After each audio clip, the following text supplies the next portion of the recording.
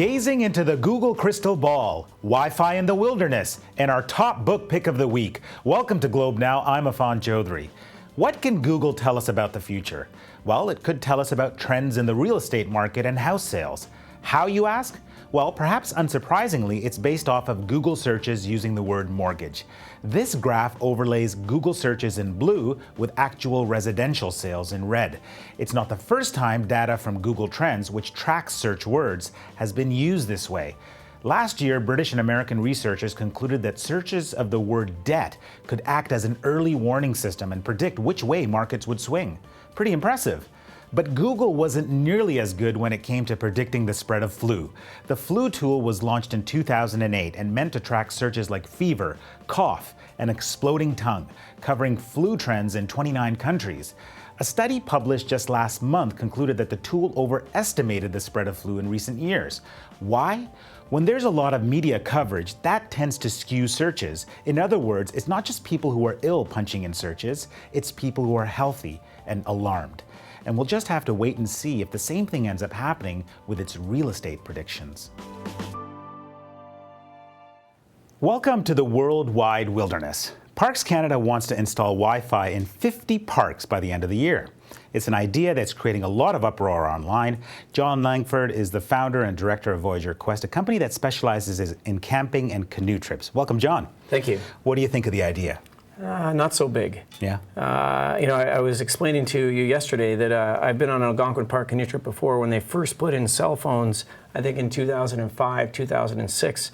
And I was sitting around a campsite. It was a beautiful morning. Sun was shining, having a coffee, enjoying the peace. And my cell phone went off. And there was something wrong about it. And I still think there's something wrong about it. For many people like myself and our customers, we go to Algonquin and other parks for the peace, for the quiet, to escape the electrification of urbanization. And we want to connect with nature. We don't want the cell phones. So luckily we're in Algonquin Park, they only have the cell phones along Highway 60, and they haven't put them in the backcountry, and we're happy about that. And where my business operates, we're off the grid completely, and that's what our customers expect. Right.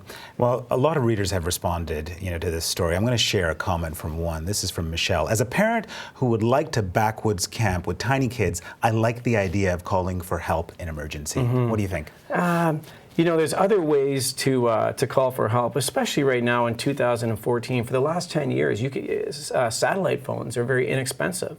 One-spot satellite devices, spot messengers, are about $100, and they'll work in any wilderness environment. So we don't need to have cell phones for that emergency. And worse, the cell phones and Wi-Fi and computers, they bring in something else. So if you're worried about safety, I'd recommend getting a satellite device. There's been a lot of kidding and joking online and on Reddit, and people joking about the trees and no longer giving off oxygen. Well, here's a joke from someone, or Wi-Fi will give the owls cancer. Right. So a lot of kidding around from people who like the outdoors. But joking aside, technology is a big part of camping, isn't it? I don't think so. No? I really don't think so. I really think people are trying to avoid it, especially we're seeing the cities grow. We're seeing the urbanization and paving the parking lots everywhere. And what's left?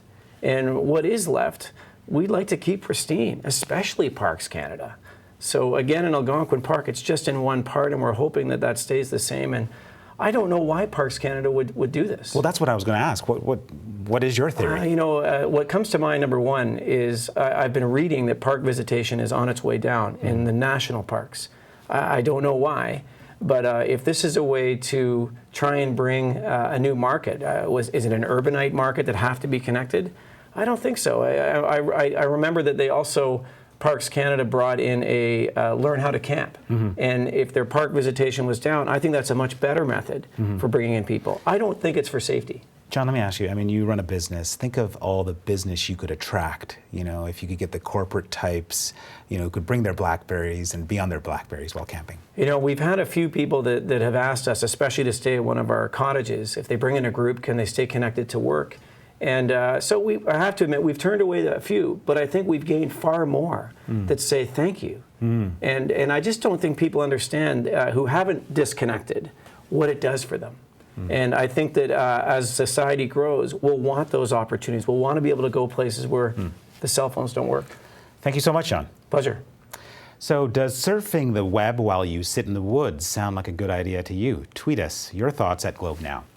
Well, if you're heading to a national park, Wi-Fi or no Wi-Fi, you may want to bring along a good read. Our books editor shares his top book pick of the week. Check it out.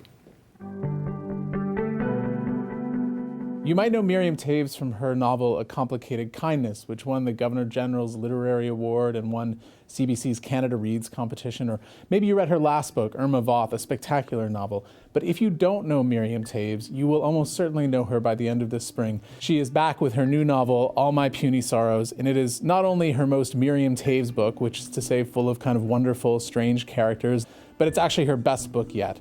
So this book focuses on two sisters. There's a woman named Elfrida, and there's a woman named Yolandi. Elfrida lives in Winnipeg, Yolandi lives in Toronto. They both grew up in a small Mennonite community outside of Winnipeg in Manitoba. And Elfrida is a world-famous concert pianist. Yolandi is a slightly less famous writer of young adult novels about rodeos. And Elfrida is desperately suicidal. She spends much of the opening of the book trying to kill herself. At its core, it's about the kind of weird bond that forms between two people when they're siblings. And it's to Toews' great credit that she's able to make a book that's so human and so full of life, these two people and their struggle with each other, that's also about all these other issues, about when do we take our lives? Are we allowed to take our lives? What input should we have into those decisions? It emerges being at once incredibly sad, desperately sad, and also brilliantly funny. I laughed out loud constantly while reading this book, which is something that none of us actually really does, despite the prevalence of laugh out loud as a compliment for literature. Well, that's it for Globe Now. Thanks for watching. If you've got a minute, hop onto Twitter. We want to hear from you about the stories we've covered. Does camping and Wi-Fi really stoke your fire? Tweet us what you think at Globe Now. Thanks again for watching. I'm Affan Chowdhry.